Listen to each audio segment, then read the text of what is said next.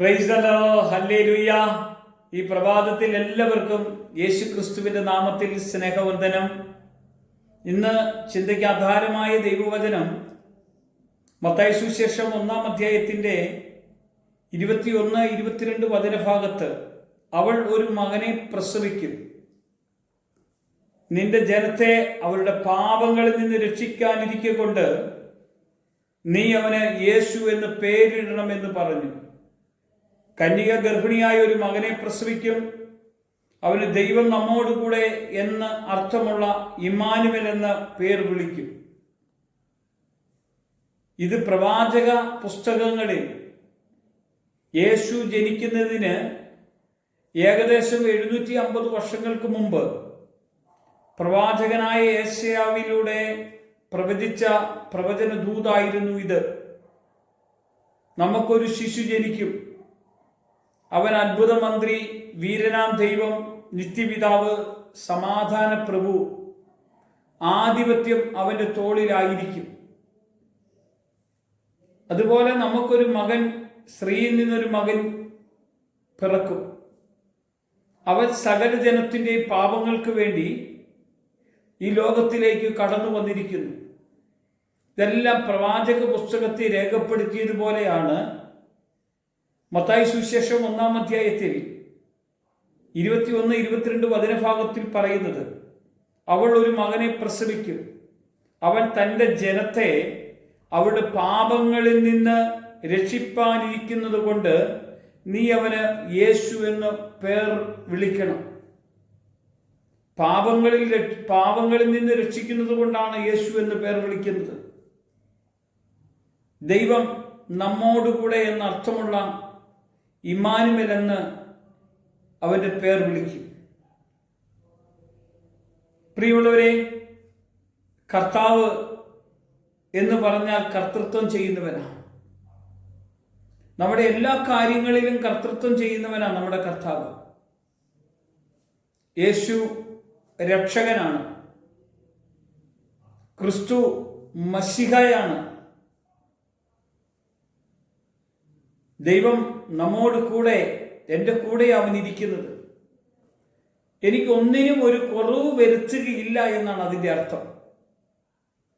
പലപ്പോഴും യേശു കർത്താവ് ശിഷ്യന്മാരോട് പറഞ്ഞതും നമ്മളോട് ആവർത്തിച്ചത് പറയുന്നത് കാര്യമാണ്, ഞാൻ നിന്നോട് കൂടെയുണ്ട്, നീ ഭയപ്പെടേണ്ട, നീ ഭ്രമിക്കേണ്ട, നീ അസ്വസ്ഥമാകേണ്ട. കാരണം യേശു നമ്മുടെ കൂടെയുള്ള ദൈവമാണ്.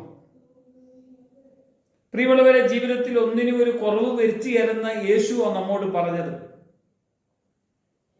നമ്മുടെ ജീവിതത്തിൽ എന്തെങ്കിലും പോരായ്മകളോ കുറവുകളോ ഉണ്ടെങ്കിൽ നമ്മൾ അതെല്ലാം യേശുവിൻ്റെ കരങ്ങളിൽ കൊടുത്ത് ഹൃദയവും മനസ്സും തുറന്നൊന്ന് പ്രാർത്ഥിക്കാൻ കഴിയുമെങ്കിൽ ദൈവം നമ്മോട് കൂടെ എന്ന അർത്ഥമാണ്. ഇവിടെ നമുക്ക് കാണാൻ കഴിയുന്നു, ഈ ദൈവത്തിൻ്റെ കൂടെ നടന്ന ഹാനോക്ക് ദൈവത്തിൻ്റെ കൂടെ നടന്നു. കൂടെ നടക്കുന്ന ഒരു ദൈവത്തിൻ്റെ പ്രവൃത്തിയെ നമുക്ക് അനുഭവിക്കാൻ കഴിയും. കർത്താവിൻ്റെ പ്രവൃത്തിക്ക് മഹത്വമുണ്ടാകുന്ന വിധത്തിലേക്കാണ് കർത്താവ് മാറ്റുന്നത്.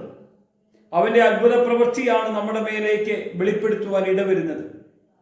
ഇന്ന് ഈ പ്രഭാതത്തിൽ നമ്മൾ പ്രാർത്ഥിക്കുമ്പോൾ, കർത്താവെ, നിന്റെ മഹത്വം ഞങ്ങളുടെ മധ്യേ ഇറങ്ങി വരുവാനും നിന്റെ സാന്നിധ്യം കൊണ്ട് ഞങ്ങൾ നിറയപ്പെടുന്ന ഒരു അനുഭവത്തിലേക്ക് നീ ഞങ്ങളെ മാറ്റുന്നതിനായിട്ടാണ് നമ്മൾ പ്രാർത്ഥിക്കുന്നത്. എൻ്റെ കൂടെയുള്ള ദൈവത്തെ നമ്മൾ അറിയാതെ പോകരുത്. അപ്പസ്തോലന്മാരുടെ കൂടെ യേശു ഉണ്ടായിരുന്നു. അമരത്ത് ഉറങ്ങുമ്പോൾ അവർ നശിക്കാൻ പോകുന്നു എന്ന് അവർ വിളിച്ചു പറയുമ്പോൾ, യേശുവിനെ ഉണർത്തിയ സമയത്ത് യേശു പറയുന്ന ഒരു കാര്യമാണ്, അല്പവിശ്വാസികളെ, നിങ്ങൾ എന്തിനാ ഭയപ്പെടുന്നത്? യേശു പറഞ്ഞ കാര്യമാണ്, ഭയപ്പെടേണ്ട, ഞാൻ നിങ്ങളോട് കൂടെയുള്ള ദൈവമല്ലേ.